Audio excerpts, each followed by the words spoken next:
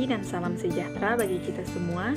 Perkenalkan, nama saya Tesi Wandita Kristia dengan NIM 2010417119, kelas A1 Manajemen Mata Kuliah Manajemen Pemasaran 2, dosen pengampu Bapak Adi Mursalin, SEMM.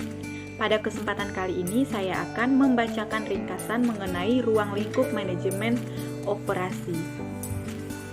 Yang pertama, perencanaan sistem produksi.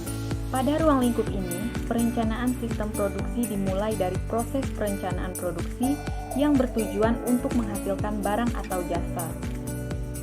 Barang atau jasa yang diproduksi pasti berdasarkan permintaan atau kebutuhan para konsumen.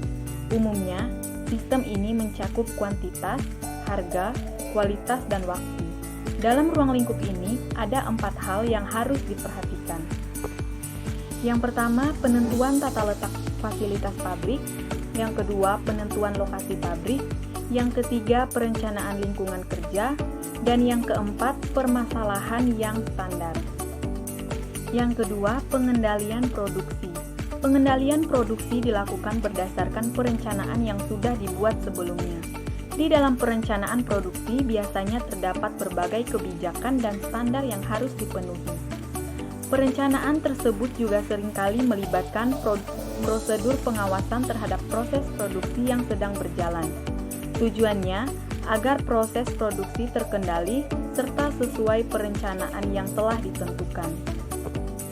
Dengan adanya pengendalian produksi, potensi keuntungan suatu perusahaan dapat dimaksimalkan. Caranya dengan meminimalisasi berbagai kesalahan yang dapat merugikan. Umumnya, pengendalian produksi dibagi menjadi ke dalam 5 bagian sebagai berikut. Yang pertama, pengendalian bahan baku, mengatur tentang pemindahan, pengemasan, dan penyimpanan berbagai bentuk dan jenis bahan baku. Yang kedua, pengendalian biaya produksi, analisis biaya produksi yang digunakan untuk mendapatkan keuntungan secara optimal. Sebagai informasi, terdapat 2 jenis biaya produksi, yaitu biaya variabel dan biaya tetap. Biaya variabel terdiri dari biaya bahan baku serta biaya tenaga kerja langsung. Sementara itu, ada juga biaya overhead yang meliputi biaya variabel, biaya tetap, dan biaya semi variabel. Jenis-jenis biaya tersebut harus diketahui dengan jelas karena mempunyai pengaruh yang besar terhadap keuntungan atau laba perusahaan. Yang ketiga, pengendalian tenaga kerja. Pengendalian yang dimaksud merujuk pada kuantitas dan kualitas tenaga kerja sehingga proses produksi dapat berjalan optimal. Yang keempat, pengendalian kualitas. Alat bagi operation management yang digunakan untuk meningkatkan kualitas produksi barang atau jasa, mengurangi kuantitas barang gagal diproduksi, serta memeriksa kesesuaian proses produksi dengan standar mutu yang sudah ditetapkan.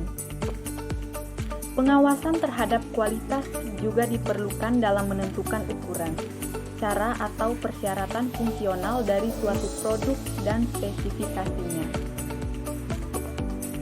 Yang kelima, pemeliharaan alat produksi, mencegah terjadinya kerusakan produk atau produk yang dihasilkan tidak memenuhi standar mutu yang ditetapkan akibat kerusakan pada alat produksi.